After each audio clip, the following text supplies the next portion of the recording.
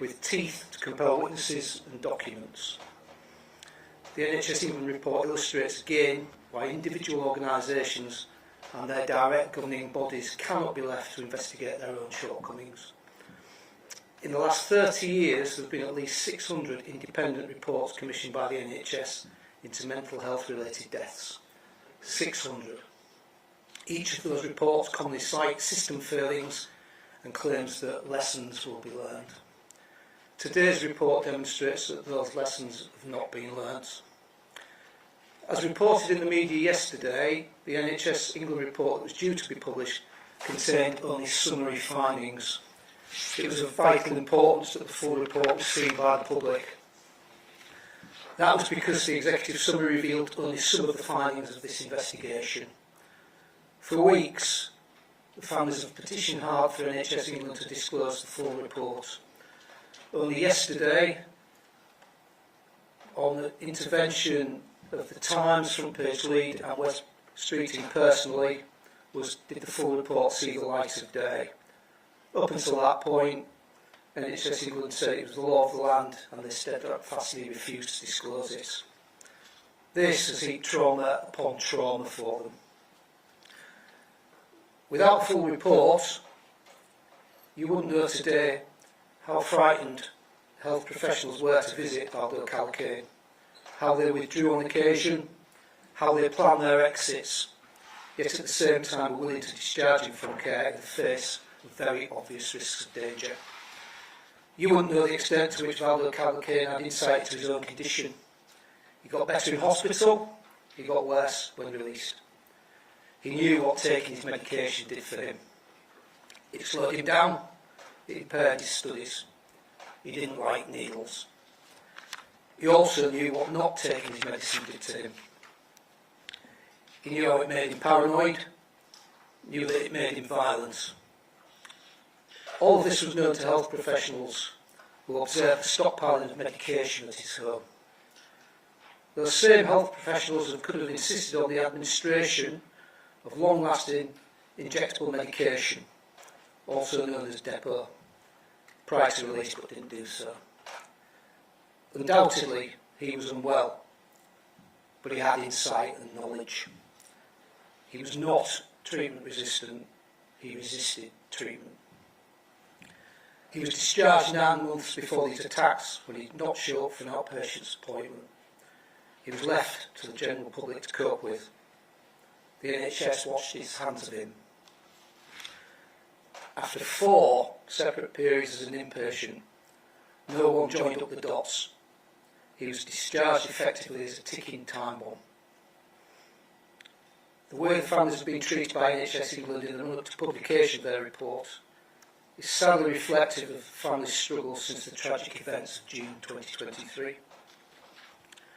With all that said, even full publication of this report does not provide proper answers as to what went wrong and why, nor does it ensure proper accountability. That is because the report focuses on the systemic nature of failings and nothing more. The families expected much more from NHS England, recognising that true accountability in learning cannot be achieved without recognition of gross individual failings. So far, these traumatised families have had to endure 9 investigations. 9 investigations. The first was a rapid review into the actions of the Crown Prosecution Service. It gave them a clean bill of health. Today's report gives rise to serious concern for the families that the full facts relating to Valdo Calocane's non-compliance with medication may not have been put before the court when his case was dealt with. Those concerns were first expressed by the families during court proceedings. They were offered a meeting with the Crown Prosecution Service only on the morning of the plea hearing, where they expressed concern about the quality of the expert psychiatric evidence. Publication of this report shows that they have again been proved right with those concerns and that Valdo Calocane may not have been treatment resistant as suggested by the expert evidence. A report by Nottinghamshire NHS Trust itself conceded multiple failures in the context of 15 other serious assaults carried out by mentally unwell people prematurely discharged from their care during the period from 2019 to 2023. Again, the families were wrongly excluded from contributing to that report until August 2024, directly contrary to NHS guidelines. Yet again, they were simply left on the sidelines. The families welcome Ifti Majid, the CEO of the Trust, confirming a further investigation into whether anyone should be facing disciplinary action as a result of this latest report. There are also 4 separate investigations ongoing into the actions of the Nottinghamshire and Leicestershire Police, and 2 further investigations related to the unauthorised accessing of information by members of staff at HM Court and Tribunal Service and the Prison and Probation Service. It is clear that there are major failings across every organisation involved, both before and after the attacks, from those responsible for delivering justice to those tasked with ensuring support and care were provided to the victims, their families and the general public at large. The families believe that the full extent of these failings will never be understood without a statutory inquiry, and that proper change will not occur when failings are blamed on systemic error without full and proper accountability. These families deserve change in the name of their much adored loved ones. Thank you.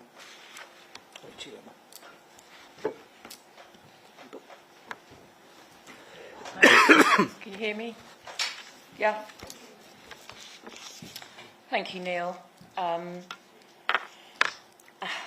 There might be some repetition, I suspect, but quite rightly so, because we've got a lot to say and so much has gone wrong, but bear with me. Firstly, thank you for being here again. Without the media and the public support, our voices would have long ago been silenced.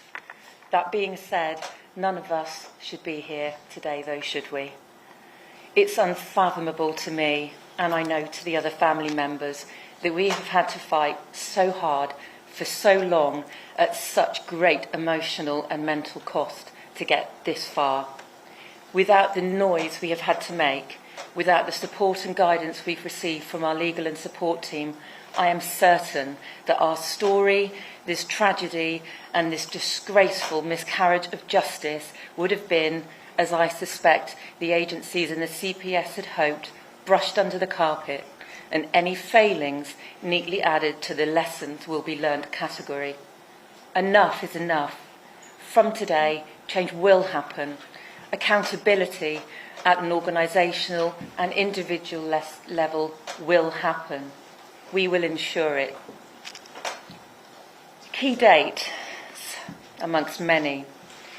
As Neil has alluded to, in September 2022, Calocane was discharged for the 4th time, sectioned once more for serious, violent assaults against others. He was released without the risk assessment, with no plan for his continued treatment, discharged to his GP, a GP that will have thousands of patients and hundreds of standard letters of this type being received every week. There wasn't a red flag or a letter raising awareness.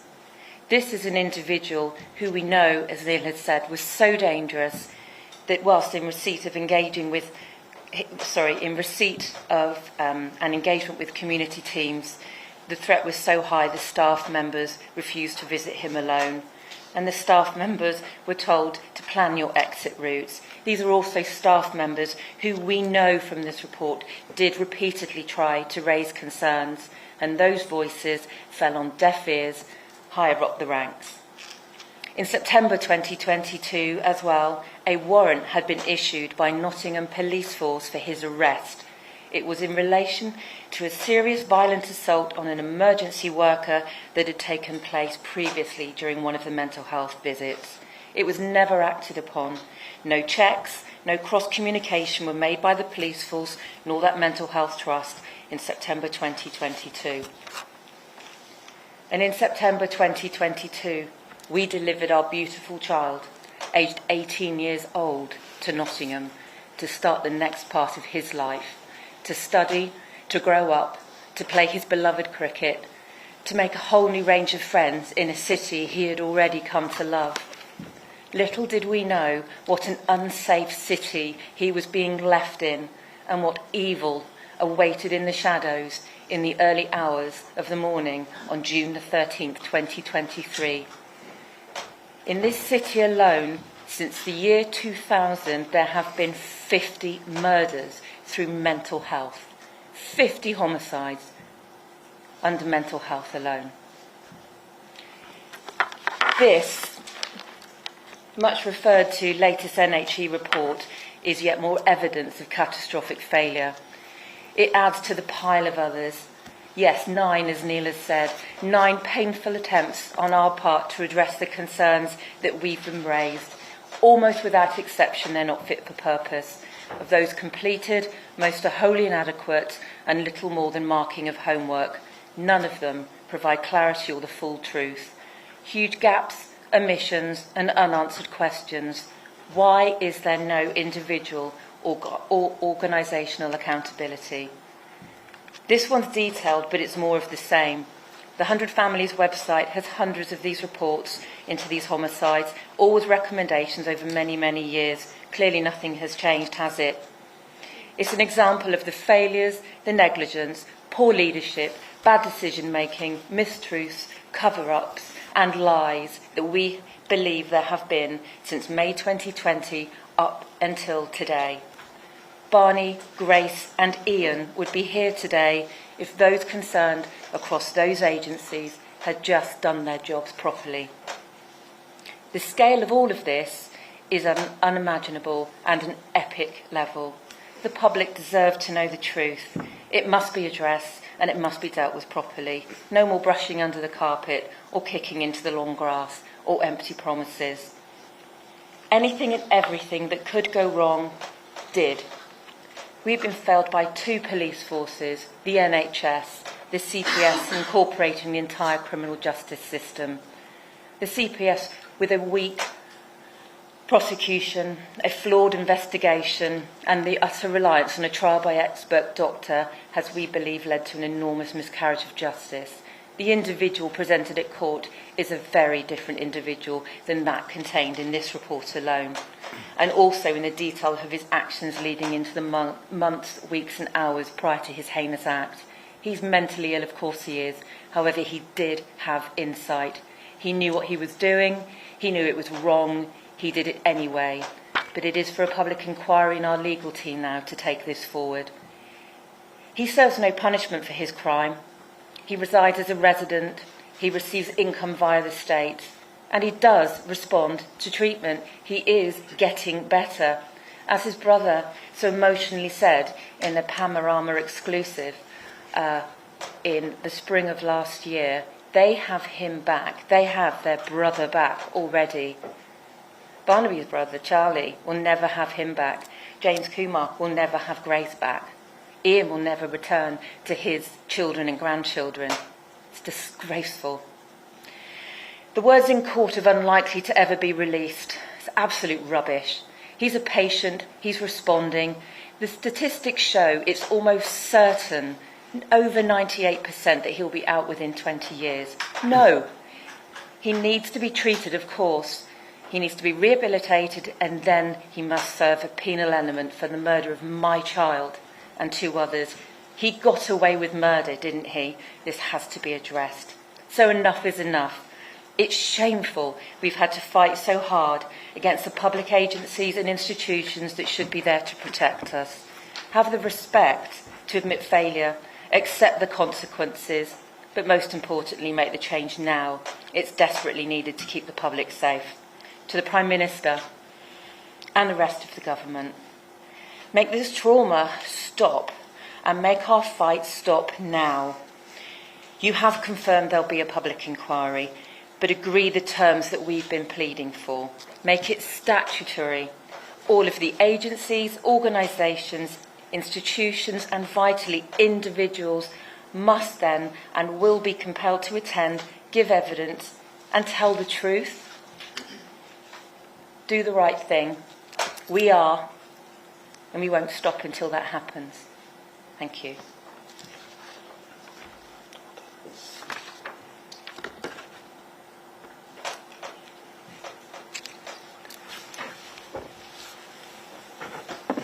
everyone. Thank you for coming. I'm Sanjoy. I'm Grace's father. Grace was the love of our lives. She was a medical student training to become a doctor in Nottingham University. As Grace's family, we've been failed. At every intersection that Valdo Calocane had with any authority, we were failed.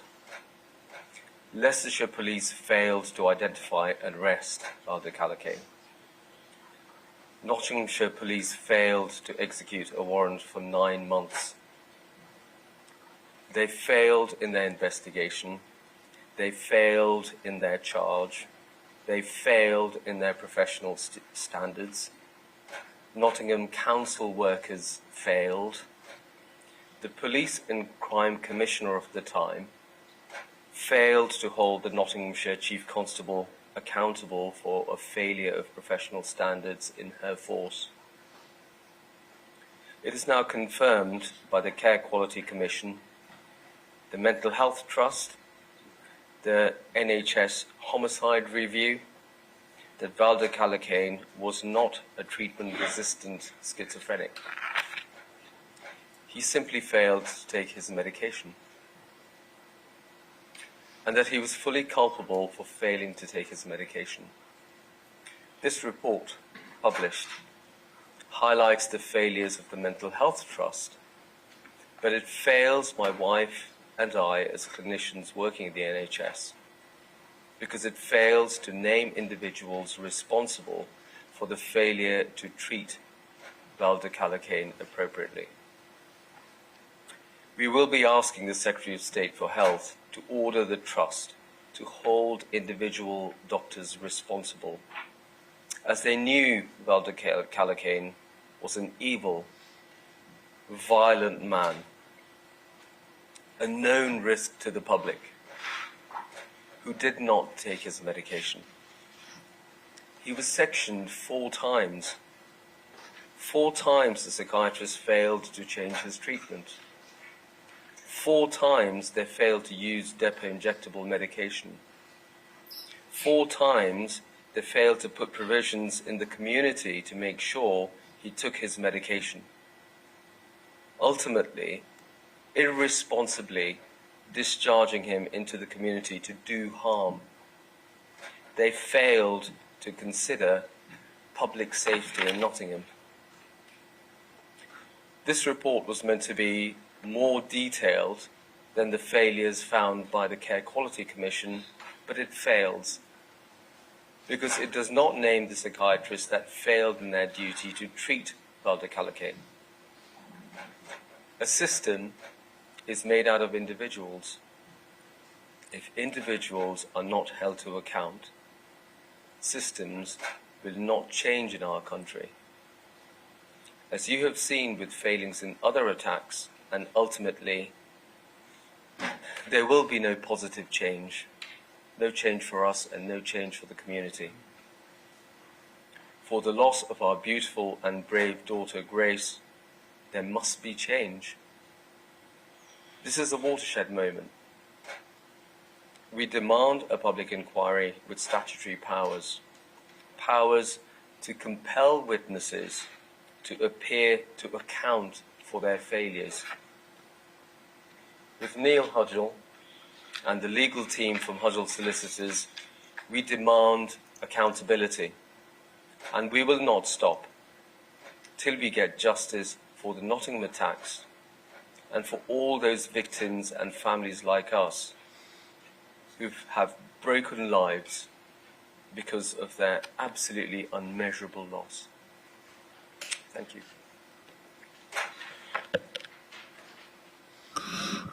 First of all, I want to thank everybody that's come today. As a lot of you know that I've spoken to over the last 18 months plus, I'm not one for talking. This is completely out of my element. It's the last thing I would ever want to do. I'm such an introvert. This is the worst place that I want to be. But I'm the voice for my father. He can't speak for himself. I take a lot on to protect my family and so my brothers don't have to go through all this. I take it all on myself. And it's hard. I work full time. I have a new marriage. I have a lot of stress outside of work and in my family life, and I don't want anyone else to suffer, so I take it all on myself, and just, it's tough. And what makes it worse is that we're dealing with an investigation into Nottinghamshire's Mental Health Trust, a trust that I should be relying on right now to help me, but I can't because they failed. They failed the people of Nottingham, where I'm from, where my dad was from. A lot of people here, journalists from Nottingham, who do we turn to when we need help? The police, they failed us. The NHS, they failed us. The mental health of Nottinghamshire have failed us. Like, who do we turn to? We only have ourselves to help each other, and with Hudgell solicitors as well to helping us. Like, I don't know where we would be if we didn't have ourselves as a group and this family that we've been thrust together because of one horrific day, because someone decided he wanted to go out on a murdering spree. Over the last 18 months, I've lost all my faith in Nottinghamshire Mental Health Trust, a trust designed to help the residents of Nottingham who sometimes can't help themselves, the ones who have the weight of the world on their shoulders and don't have anyone else to turn to, everyday people who look to the NHS, the police and others for support. Those everyday people include my father, Ian, who's 6 months away from retirement, working hard to get to that day when he could put down his tools and spend time with his grandchildren and do his hobbies like fishing, watching football.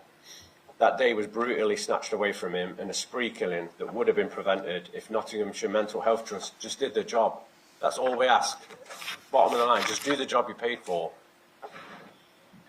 The report shows the failures in just this individual case. This is a 300-page document for one patient. Just imagine what's happening with the other patients in the Mental Health Trust. To the people of Nottingham, I'm sorry you've got nobody to help you. To the patients in the care of the Nottingham Mental Health Trust, I'm sorry you've been failed and you'll continue to be failed until changes have been made. That's it for me. Okay, thank you. We'll now take questions. Helen's got a mic, put your hand up. Let us know where you are. Hello panel, Alison Mackenzie, ITV Central. Emma, can I ask you, why is it important in your view that names are named? You say they're lacking in this report. Why is it important to have some names? But I think that's something that all families are calling for. It's not a witch hunt, and I think that's really important to say. Of course we want justice, we want accountability. We're not vengeful. It's not naming and shaming. But I think how many decades, how many reports, how much have we alluded to, how many gross errors, failures, lack of judgment, lack of risk assessment has resulted in this happening. And I think the key thing is that because people are not being held to account when they don't do their jobs properly, change isn't happening because there's no fear. Where's the incentive? I would say that, of course, it's awful to lose your job, to be compromised on a promotion perhaps, to be disciplined. It's a lot harder to lose your life and your child. Hello, Emily Anderson, BBC East Midlands Today. I've got a question for you, James. You so eloquently put that the trust that should be there to help you as a Nottingham resident isn't helping you. How frustrating is it for you, being born and bred in Nottingham, that the service is failing so badly? It rips me apart. It's to the point where, like, I'm in need of mental health now because of the traumatic experience I've had to go through the last 18 months because of what's happened. I now have to turn to the Mental Health Trust, and I feel that they're not there to support me. The therapy I'm getting is not through Nottingham. We've had to go through the Police Crime Commissioner to get the sort of therapy that we need. The 8 sessions for free after 2 months to help you through is not enough for stuff like this. And a lot of people are saying it's down to budget cuts and staff, etc. But there's individuals out there that are not doing risk assessments, that are not completing the job properly, taking shortcuts. And like Sanjoy has mentioned before, if he in his profession and Sinead, if they took shortcuts, it puts people's lives at risk and they would be made accountable for it. And it seems to be just washed over that as a system they've failed, but they won't pick out the individuals, the ones that have signed on the dotted line to let that murderer come out and kill my father and kill 2 students. I just can't have any faith in the trust. Currently, the NHS with the Queen's Medical Centre and the maternity records is just another thing that's happening in Nottingham. It seems to be, it's just, the city as a whole is a failure, and it's horrible because it's where I'm from. I want to be proud, but I can't. Victoria MacDonald from Channel 4 News.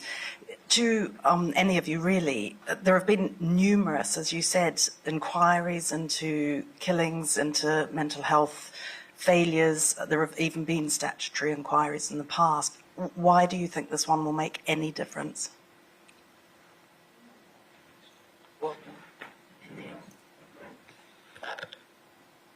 Really good question. Just before I take that, I'd just like to pick up on a point that James made there in the context of the journey over the last 18 months.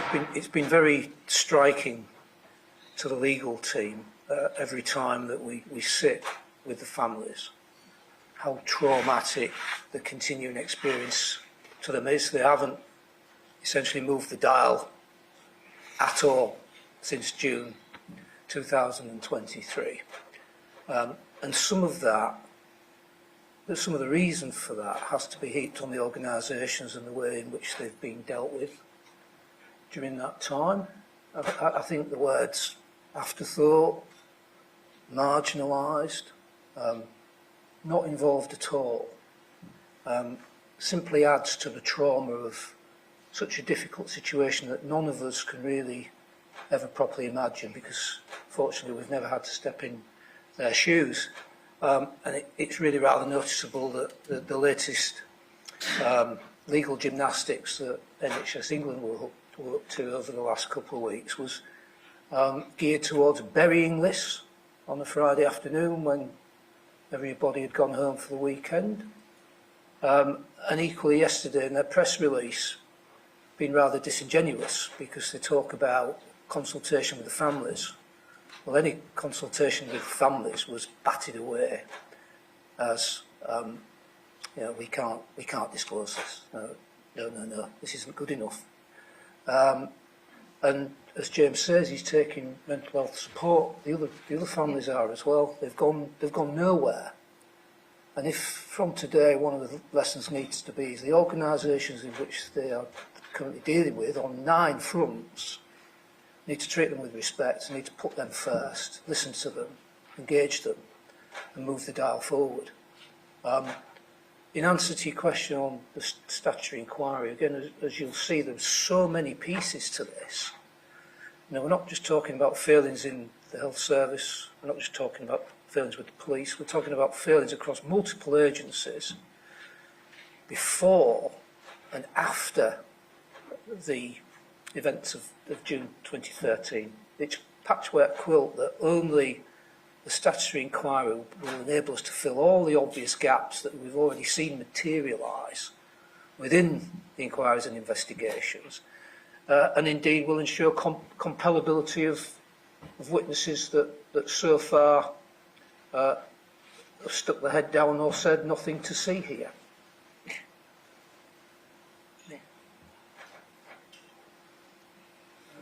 Leo Washwood, Times Radio. Can I just ask, I don't mind who answers this question, but from looking at this report, do you think it throws fresh light on the poor decision not to bring a murder charge against Calocane?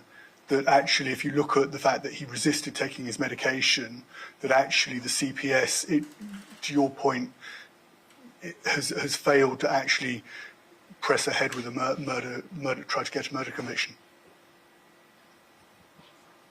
I'm not going to say too much because I'll get myself into trouble, but yeah, it's a disgrace. It's an absolute miscarriage of justice.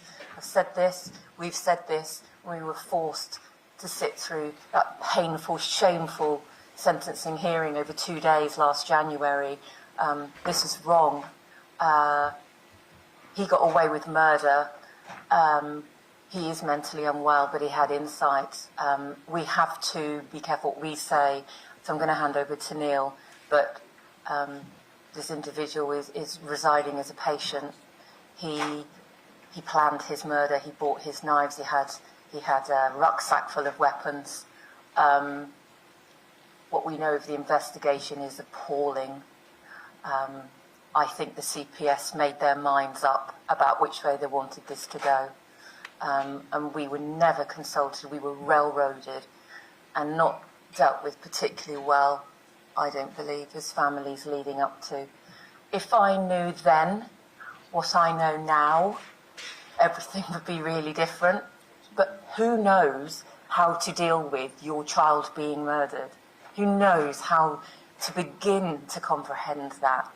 And so all I do know is that there's such a wrong here that we have to do all we can to make it right. And I'm going to shut up and hand over to Neil. Yeah, I think the big point for me, and the report is quite clear that there are questions to be asked, is that the families spotted this obvious issue and were not heard, simply not heard. And very clearly, it is a matter that needs close examination to make sure those decisions at the time stand rigour and scrutiny, and not a light touch, fast track investigation that was done very soon after. Becky Johnson, Sky News. We can hear your frustration at the lack of accountability for what's happened. I just want to know, how much of the blame do you think lies with individuals, and how much of the blame do you think is more organisational, or perhaps even with services nationally? I'm going to address that. I'm going to address it as a consultant working in the NHS. I'm going to address that as a doctor from a medical family. And what I want people to understand is that when you go to work, when you get your paycheck, you do it with responsibility to do the best for your patients. Now, psychiatry is one branch of medicine where treatment of a patient does not just impact the patient and their well-being, it can impact the people around them. It is the only branch of medicine where a third party can be hurt, where a member of family can be killed, where a patient can take their own lives, where a patient can take the life of a complete stranger, where the patient can take the life of a child, where a complete stranger can take the life of my child because of their choice on treatment. Now, if you have cancer and you decide my disease is not curable, I choose not to have my treatment, that is your individual choice. But within the psychiatric speciality, it has to be remembered, it is not just the patient's health that is affected, it is public safety that's at risk. And I think for that reason, accountability is incredibly important. If any of those individuals thought that Valdo Calocane was going to go out and share student accommodation with their child, I suspect their choices may have been changed. If any of the healthcare workers thought that Valdo Calocane was the next door neighbour of their parent, I think their choices may have been slightly different informed. I'm concerned about the empathy, I'm concerned about the 3D thinking, and of course risk assessments and retrospection. I think there was laziness, I think there was, and I think all of this contributes to the fact that accountability on an individual level is essential. But at the end of the day, it is individuals who make up a system. So if you don't hold individuals responsible, the system will never change. And to your question about changing systems, I believe the only way of doing that is by holding individuals accountable. Julian Drucker, Channel 5. Question for Sanjoy. How did you feel when you read this report, and how angry do you now feel? I was appalled, because I think the CQC had already done a pretty thorough job, really, and I was quite satisfied with Chris Tzatziki's work from the CQC, and I'd like to thank him for his work. They are the regulators, and they are the people, in a way, who shape the future of how a system should look. Reading this report, I was annoyed because there were gaps. There was no responsibility by any of the clinicians or any of the healthcare workers. No one in the trust has actually made any referrals to the regulator or the professional bodies, and no one in this report has been held responsible. I will be asking Wes Streeting, I will be asking him to ask the Trust to reconsider their position on that, because I think there are people here to blame. This man was sectioned 4 times, and 4 times there was no change of tack, there was no change of medication, there was no change in community care. In fact, the risk assessments that they did were for their own staff. Their own staff are quoted in this report as saying, not going to visit Valdo Calocane because the escape route from his apartment is too long. But he's fine to leave in student accommodation. It's absolutely appalling. So I am thoroughly disgusted by this report. It falls short for me. As a doctor, it doesn't answer my questions.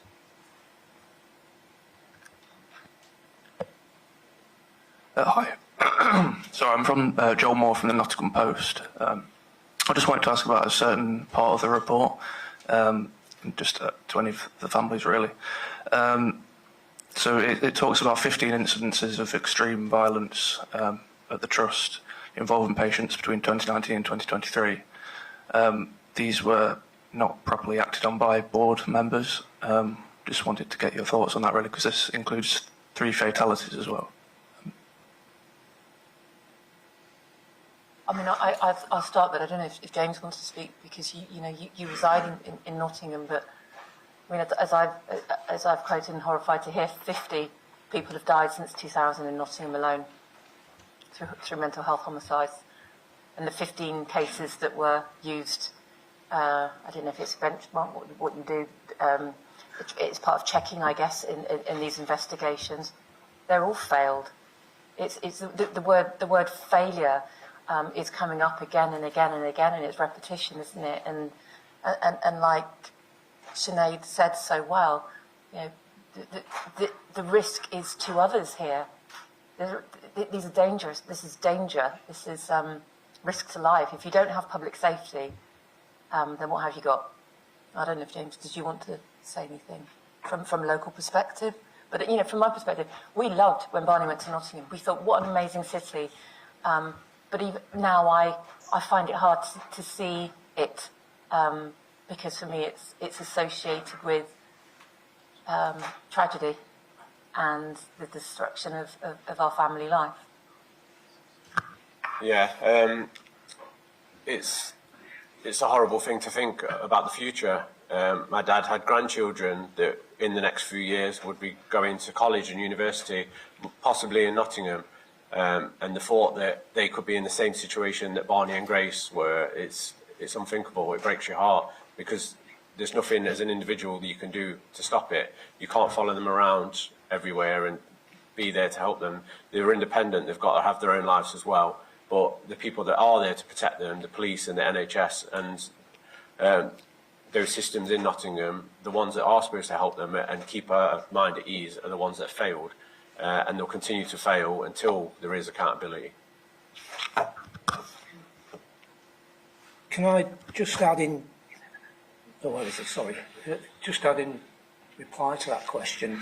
Essentially, it's a question about corporate governance, isn't it? Responsibility, and I think it's a wider question across society and public bodies and even private organisations around people that sit and draw salary from a non-executive position and don't accept the responsibility necessarily that comes with it.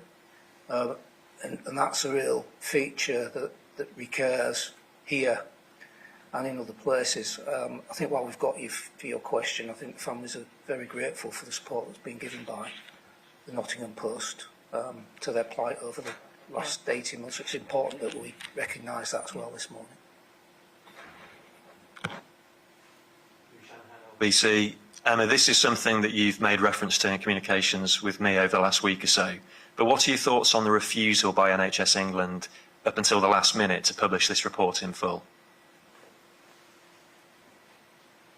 Speaks for itself, doesn't it, really? Actions speak louder than words, and everything has been a battle.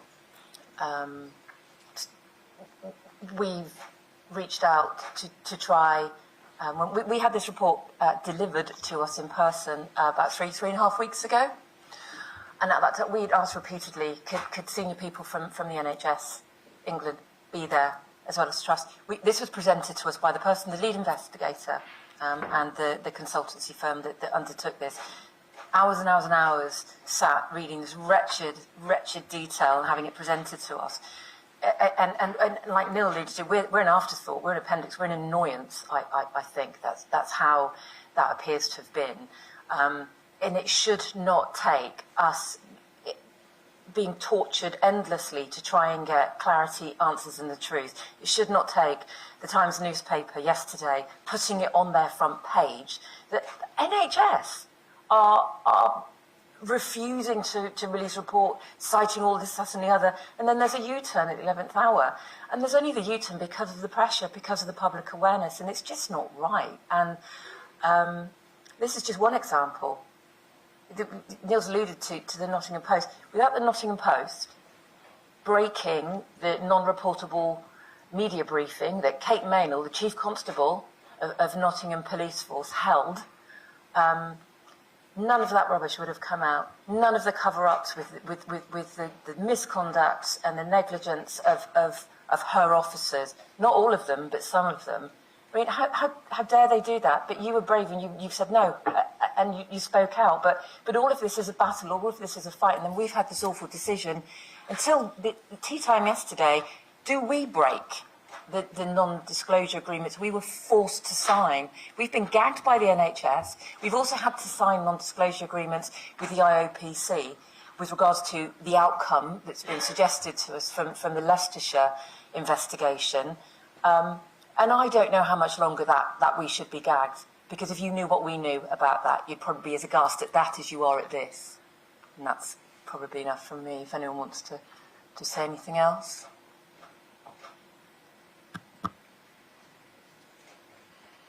Fiona Hamilton from The Times. I just wanted to do a follow-up on the question of a murder trial. Having seen this report and knowing now what you know about Valdo Calocane, his capacity and his decision-making over his treatment, do you believe that the psychiatric evidence at the criminal court misled the judge? And what do you think should be done to rectify that?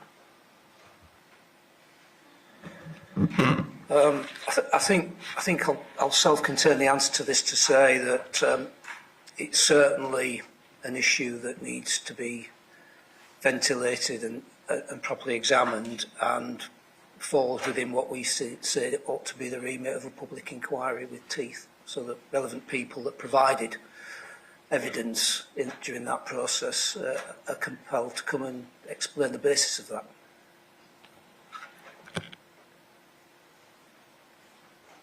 Martin Evans from The Telegraph. Just to follow up to that, is there any mechanism that you're aware of to revisit the sentencing, given that he didn't get the hybrid? And can I ask also about plans to meet people from the government next week? Can you give us any more information about who you're meeting and what you expect to be discussed? On the first point, the family's expectations are well managed, that resentencing does not appear to be on the landscape.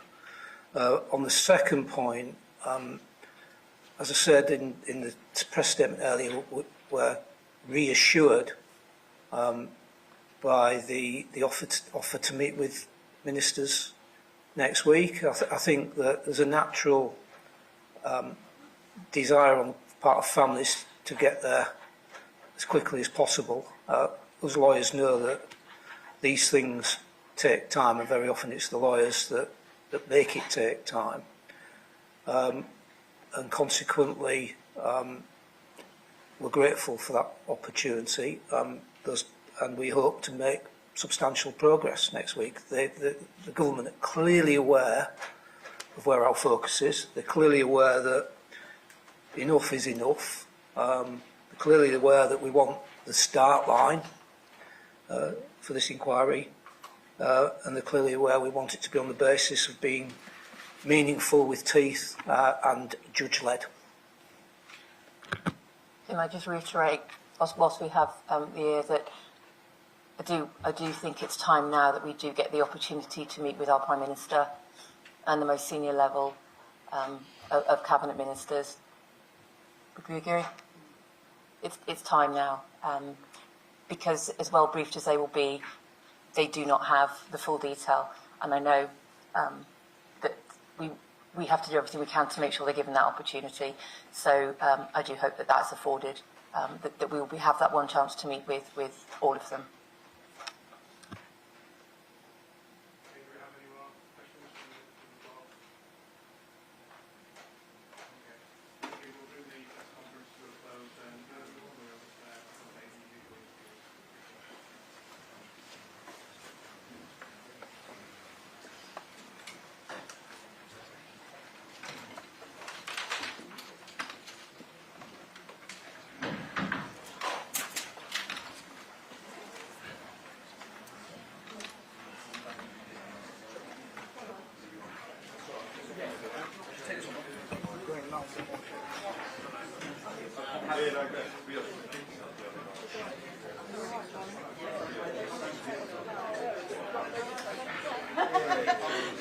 I was worried you were having a problem. No, not at all.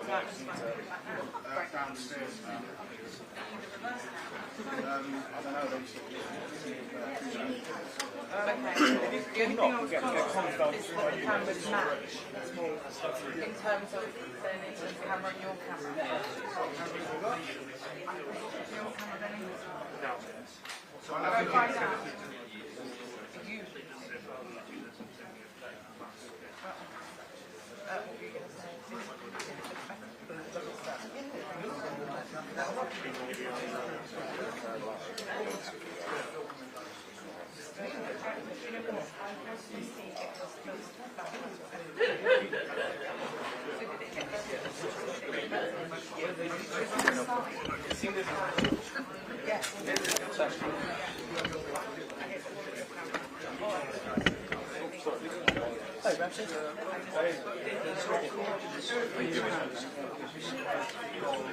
Well,